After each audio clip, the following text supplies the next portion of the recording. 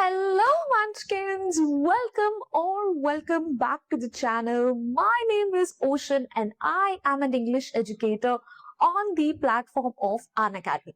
और बच्चा पार्टी आज ना हम आपके लिए एक बहुत ज्यादा इम्पोर्टेंट वीडियो लेकर आए हैं। देखो क्लास 10 के बाद ना बहुत सारे बच्चे इस चीज को लेकर कंफ्यूज्ड होते हैं कि भाई हम लोग अभी भी आईसीएससी बोर्ड के साथ या स्टेट बोर्ड के साथ कंटिन्यू करें या should we switch to CBSE board और नॉट, राइट? या फिर सीबीएसई बोर्ड से किसी और बोर्ड में अगर स्विच होना चाहते हो तो भी आई think this can be a really helpful video for you, क्योंकि इस वीडियो में I am gonna compare all these three boards. ICSE board में क्या प्रोज एंड कॉन्स है, सीबीएसई बोर्ड्स में क्या प्रोज एंड कॉन्स है और स्टेट बोर्ड में क्या प्रोज एंड कॉन्स है।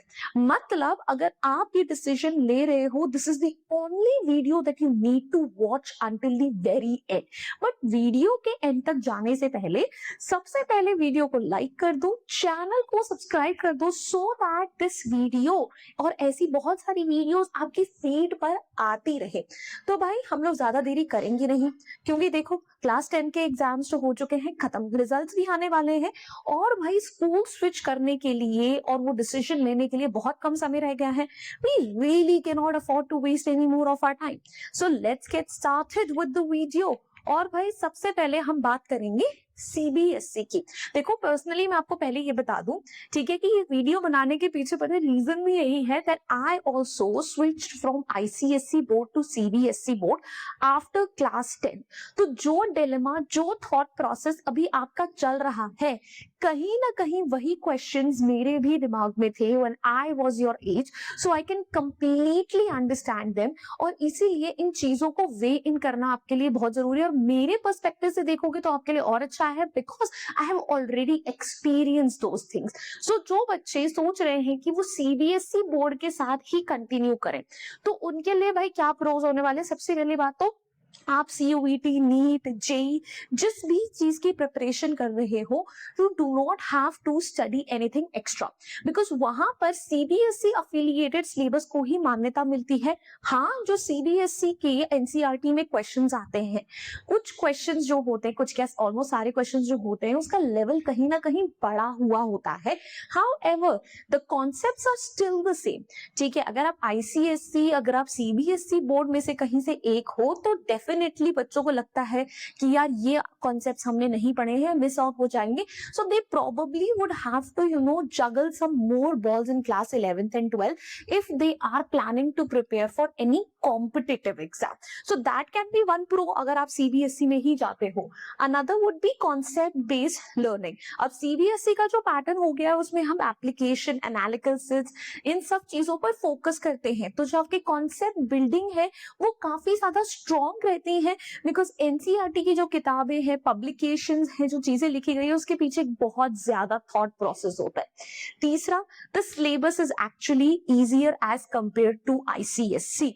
देखो I was in class 10 ICSE, तो आईसीएससी के बाद जब मैं सीबीएसई में आई थी तो मैंने भी ये चीज पर्सनली काफी ज्यादा एक्सपीरियंस करी थी कि सिलेबस कंपैरेटिवली इजी रहता है। वैसे तो देखो क्लास 11 में you would get difficult syllabus across all streams and all boards, but ICSE का जो syllabus होता है that is much more vast, right? और स्पेशली इंग्लिश की अगर बात करी जाए तो इंग्लिश में तो definitely the syllabus is very difficult. तो सीबीएसई में आपके ऊपर जो है वो एक्स्ट्रा सब्जेक्ट का बर्डन नहीं है, because English is actually not easier. मुझे यकीन नहीं हो रहा एज एन इंग्लिश टीचर से ये बोल रही हूँ, बट हाँ ठीक है, आईसीएसई कंपैरिजन में English is going to be easier, so you can pay more focus and attention to your main subjects. Next, more schools and transfers. So भाई देखो वो बच्चे जो कि मतलब ट्रांसफर से प्रताड़ित हैं, जिनके मम्मी पापा जो हैं वो कहीं ना कहीं ट्रांसफरेबल जॉब्स में हर 2 साल में आपको नया स्कूल ढूंढना पड़ता है। एंड अगर आपको लगता है कि आपके फादर की या आपके मदर की जो ट्रांसफर है वो 11th के बाद कहीं 12th में ना हो जाए, तब मैं यही सजेस्ट करूंगी कि किसी सीबीएसई स्कूल में ही ज्वाइन करो, बिकॉज जो सीबीएसई का आपका सिलेबस है ऑल अक्रॉस सेम रहने वाला है। आईसीएसई आपको हर जगह नहीं मिलेगा। स्टेट बोर्ड ऑब्वियसली अगर आप जाते हो तो state board is going to vary from state to state. So if your father और mother, your parent is in a transferable job, then yes definitely CBSE would be a far better choice for you. अब उसके बाद अगर हम cons की बात करें, ठीक है, आई थिंक इतने प्रोस थे। हाँ, कॉन्स क्या क्या आ जाते हैं, ठीक है, less focus on depth. ICSE के मुकाबले जो बच्चों के इन डेप्थ नॉलेज होती है सीबीएसई में, वो यस कंपैरेटिवली कम रहती है, this is a fact.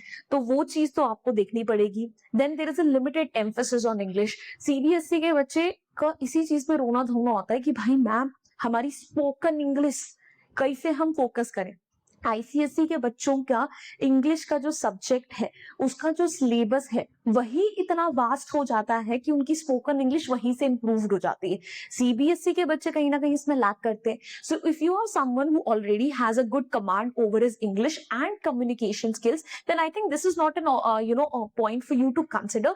But yes, if you are someone who wants to make sure कि अभी उसकी इंग्लिश बेटर हो, या आगे जाके अगर आपका इंग्लिश को ही परस्यू करने का मन है, ठीक है, तो फिर आप ह्यूमैनिटीज में भी अगर जाना चाहते हो तो आईसीएसई में जाओगे तो आपके लिए बेटर रहेगा, because you would have a better knowledge of the subject, जो आपको सीबीएसई में डेफिनेटली नहीं मिलने वाला है। Then a less practical approach, ठीक है, एक्सपोजर, क्योंकि जो कॉन्सेप्ट्स होते हैं more on the theoretical learning rather than real world applications, तो वो चीजें कहीं ना कहीं थोड़ी बहुत आपके लिए लैक कर सकती है। उसके बाद अगर मैं बात करूं आपके लिए आईसीएसई की, तो आईसीएसई जो है उसका सबसे बड़ा pro which nobody amongst us can deny is the strong foundation in English. By English in ICSE schools is unbeatable. So as I've told you, अगर आप ह्यूमैनिटीज में, लॉ में, ग्लोबल स्टडीज या किसी भी ऐसे स्ट्रीम को ऑप्ट करना चाहते हैं, mass and media communication as well, जहां पे आपको अपनी कम्युनिकेशन स्किल्स बहुत अच्छे से होन करनी है, then obviously ICSE would be a better choice for you in that case. Then it has a comprehensive syllabus जिसमें हर सब्जेक्ट में आप इन डेप्थ में घुसते हो, स्पेशली जब हम साइंस एंड आर्ट्स की बात करें। I still remember it to this day, जब मैंने आईसीएसई से सीबीएसई में शिफ्ट करा था, तो क्लास 10th तक, ठीक है, मैं आईसीएसई से पढ़ी हुई थी, एंड आईसीएसई में आपके पास 9th में ही चॉइस आ जाती है, if you want to go for science, commerce, arts. I was a science student, तो फिजिक्स, केमिस्ट्री, बायो में तब से ही अलग अलग पढ़ रही थी। और जब मैं क्लास 11th में आई और मैंने केमिस्ट्री पढ़ना स्टार्ट करा, मुझे स्पेसिफिकली ये कॉन्सेप्ट अच्छे से याद है, तो जो बच्चे आईसीएसई से हैं वो उस चीज से अग्री करेंगे कि क्लास 10th में आपके पास प्रिपरेशन ऑफ एसिड्स नाम का चैप्टर्स होते हैं, जिसमें HCl, H2SO4, HNO3, ऐसे हम डिफरेंट डिफरेंट एसिड्स की प्रिपरेशन सीखते हैं। और वो सारे प्रोसेसेस जो हमने क्लास 10th में सीख लिए हैं, इक्वेशंस हमें आ गई हैं, ये सारे concepts and processes class 11th की सीबीएसई के बच्चों को इंट्रोड्यूस कराए जाते हैं। Now, since because I was from ICSE, that concept specifically became much easier for me. But वही जो बच्चे सीबीएसई से थे स्टार्टिंग में, जिन्होंने उस कॉन्सेप्ट को पहली बार पढ़ा, obviously it was very confusing for them, because वहां पर बहुत सारे आपको केमिकल इक्वेशंस एंड रिएक्शंस, इन सब चीजों के बारे में पढ़ना होता है। तो ये चीज तो मैं मानती हूँ कि भाई आईसीएसई में रहकर you would have a much more in depth knowledge. Then it encourages analytical thinking. बहुत सारे ऐसे आपके टॉपिक्स हैं जो कि मोर प्रैक्टिकल बेस्ड होते हैं, जिसमें हम एप्लीकेशन पे ज्यादा एम्फेसिस करते हैं instead of theory, that how you would apply it. Even the जिस तरीके से क्वेश्चंस पूछे जाते हैं, वो भी आपके बहुत ज्यादा थियोरेटिकल नहीं होते हैं, कीवर्ड बेस्ड मार्किंग होती है, ना कि यहाँ की तरह हमें वर्ड लिमिट पे इतना फोकस करना पड़ता है। Then it is recognised internationally. There are some of the universities, ठीक है, फॉरेन एज वेल, जो कि आईसीएसई को प्रेफर करते हैं। डेफिनेटली आप किसी भी फॉरेन यूनिवर्सिटी में अगर अप्लाई करोगे, आपको आइल्स क्लियर करना पड़ेगा। आइल्स में सबसे ज्यादा मैटर क्या करता है? इंग्लिश मैटर करता है, राइट? सो वहां के लिए definitely if you have a good command over your English, that would be more beneficial for you, and those marks and those that curriculum will be more recognised as well over there.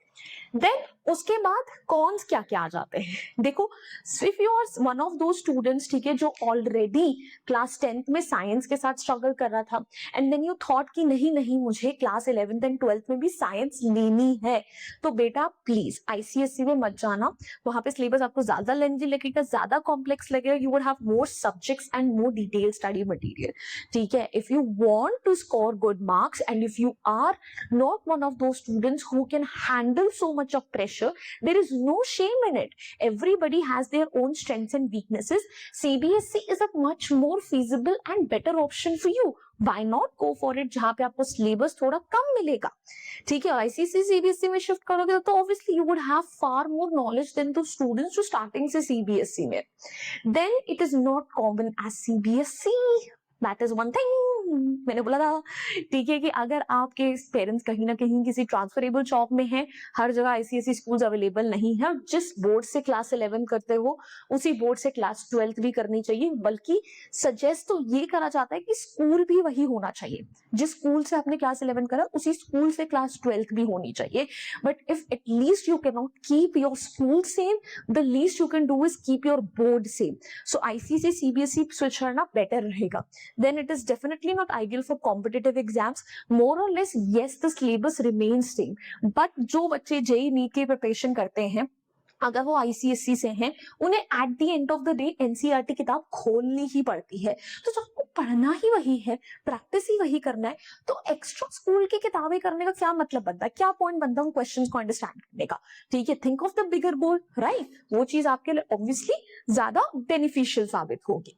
Then उसके बाद अगर हम बात करें state board की, तो state board obviously हर state के लिए वैरी करता है.